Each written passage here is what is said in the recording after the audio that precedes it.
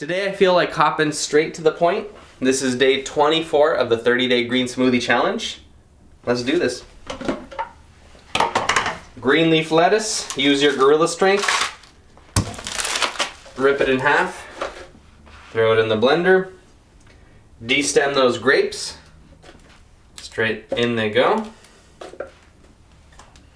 Ooh. We have blackberries.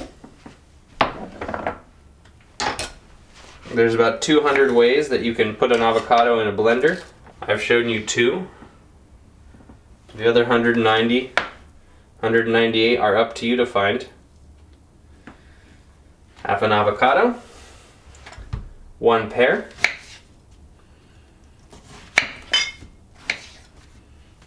well, bam.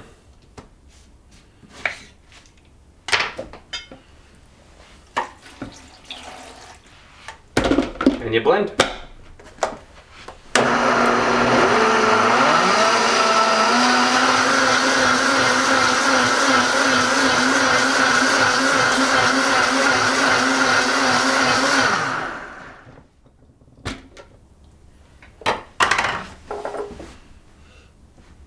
Green leaf lettuce in a smoothie. Who knew?